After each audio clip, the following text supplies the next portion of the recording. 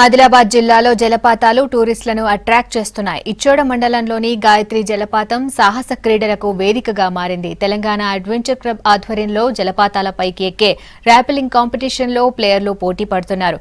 2 రోజుల పాటు జరగనున్న ఈ పోటీలు ఇవాళ్టితో ముగియనున్నాయి.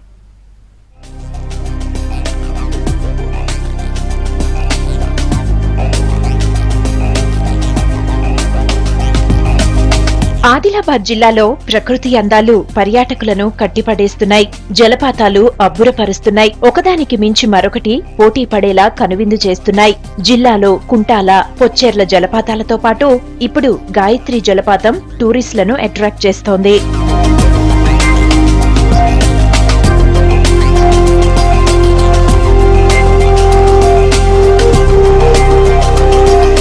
ఇచ్చోట మండలం నుంచి 11 కిలోమీటర్ల దూరంలో గాయత్రి జలపాతం ఉంది. అటవీ ప్రాంతంలో ఉన్న ఈ జలపాతం పర్యాటకులను కట్టిపడేస్తోంది. వాటర్ రాఫిలింగ్ పోటీలకు కూడా ఇది బెస్ట్ ప్లేస్ గా మారటంతో జాతీయ స్థాయిలో కాంపిటీషన్స్ నిర్వహిస్తున్నారు. 200 మీటర్ల ఎత్తు నుంచి జాలువారే నీళ్లపై సాహసాలు చేస్తున్నారు.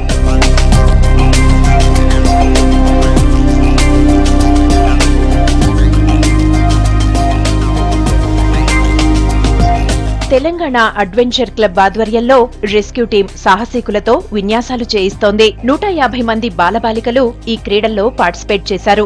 కర్ణాటకకు చెందిన 6 ఏళ్ల ఆకృత్ సాహసం అక్కడున్న పర్యాటకులను ఆకట్టుకుంది. కాన్ఫిడెంట్ గా 2 అడుగులు వేసాను. 3rd స్టెప్ నుంచి అర్థమైపోయింది, చాలా ఫోర్స్ ఉంది. నేను ఇంత ముందు చేసిన వరల్డ్ రికార్డ్ వాటర్ ఫాల్ కి దీనికి సంబంధమే లేదు.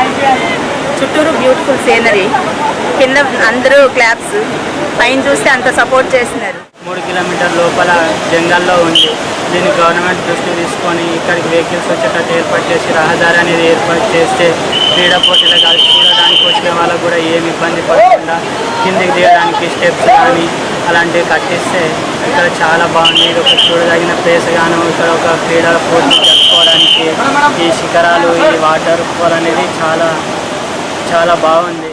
ఆదిలాబాద్ జిల్లాలో వెలుగులోకి రాని ఎన్నో అందాలు ఉన్నాయంటున్నారు స్థానికులు. అటవీ అందాల మధ్య దాగి ఉన్న గాయత్రి జలపాతాన్ని టూరిస్ట్ ప్లేస్ గా మార్చాలని కోరుతున్నారు.